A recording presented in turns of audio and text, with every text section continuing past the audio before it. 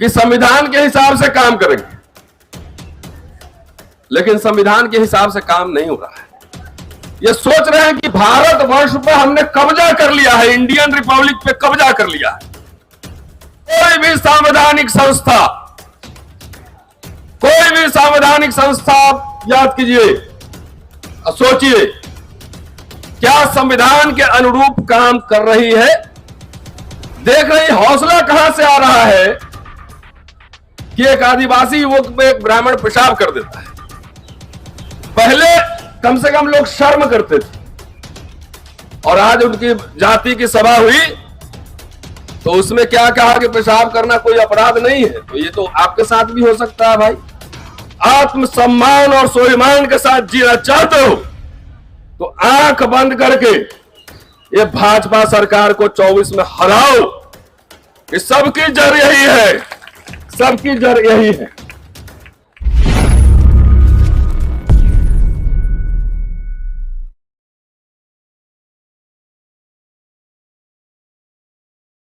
के पीरियड में दलित लोग सुरक्षित महसूस करते थे, एफआईआर होता था, काम होता था, नौकरियां मिल रही थी, बैंक का नेशनलाइजेशन हो रहा था 70s में, लाखों नौकरियां मिल रही थी। और इस अघोषित आपातकाल में सीधा उल्टा हो रहा है, सीधा उल्टा। हजारों हजार करोड़ लेके जो भाग रहे हैं विदेश में, वो कौन लोग हैं? वो किनके मित्र हैं, किनके साथ उनका फोटो दिखता है? ये सवाल हमें उठाना पड़ेगा, लगातार उठाना पड़ेगा। क्योंकि मैं पढ़ाने के पेशे से जुड़ा हुआ हूं, इसलिए कुछ बातें यूनिवर्सिटी पे रखूंगा। बीजेपी और आरएसएस को लगता है कि जो 10 साल में इनको मैंडेट मिला है, मेजॉरिटी भारत में शासन करने का, लोगों ने यह सोच के इनको वोट दिया होगा। ईवीएम के लीला पे बाद में आऊंगा कभी। यह सोच के वोट दिया होगा कि संविधान के हिसाब से काम करेंगे, लेकिन संविधान के हिसाब से काम नहीं हो रहा है। यह सोच रहे हैं कि भारतवर्ष पर हमने कब्जा कर लिया है, इंडियन रिपब्लिक पे कब्जा कर लिया है, सारी संस्थाओं पर कब्जा कर लिया है। कोई भी संवैधानिक संस्था याद कीजिए, सोचिए, क्या संविधान के अनुरूप काम कर रही है? नहीं कर रही है। सबको ध्वस्त किया जा रहा है, सबको। और कहीं आपकी सुनवाई नहीं है, किसी मंच की सुनवाई नहीं है। विश्वविद्यालय में हम 30 साल से ज्यादा से हम जुड़े हुए दिल्ली विश्वविद्यालय से। देख रही हौसला कहां से आ रहा है कि एक आदिवासी युवक पे एक ब्राह्मण पेशाब कर देता है।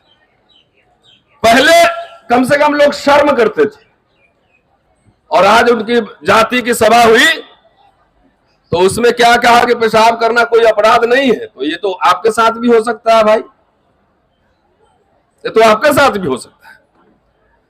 विश्वविद्यालय, IITs, medical colleges, schedule caste, schedule tribe, backward community के स्टूडेंट के लिए एक तरह से कब्रगाह बनाए जा रहे हैं।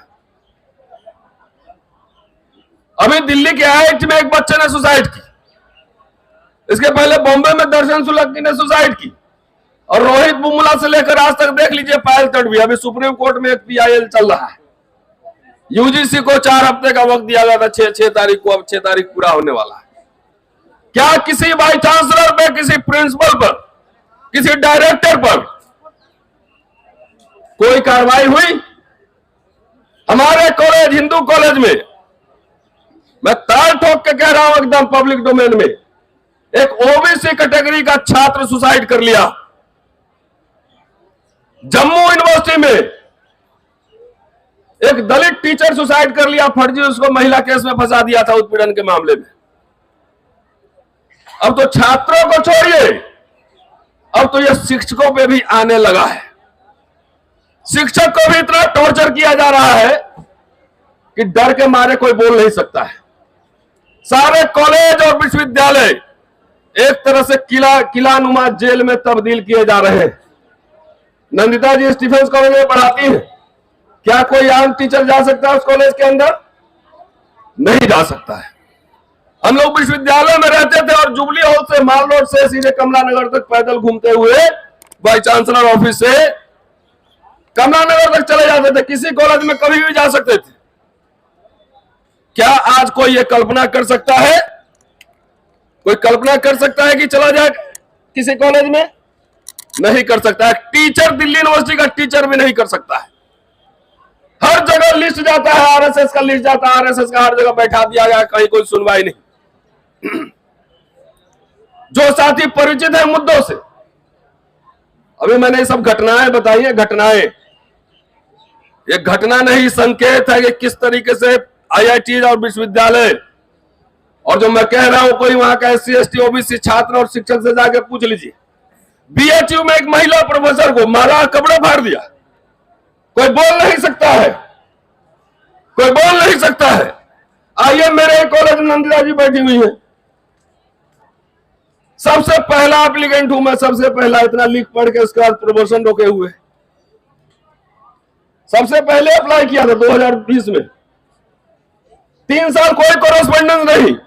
अब प्रिंसिपल 7 जुलाई को चिट्ठी भेजती है कि आपका इसलिए नहीं प्रमोशन हो सकता है कि आपके ऊपर FIR है। अरे FIR का इससे क्या मतलब? कई कोर्ट के जजमेंट है कि क्रिमिनल प्रोसीडिंग भी अगर चलता रहेगा उसका प्रमोशन से कोई लेना देना नहीं।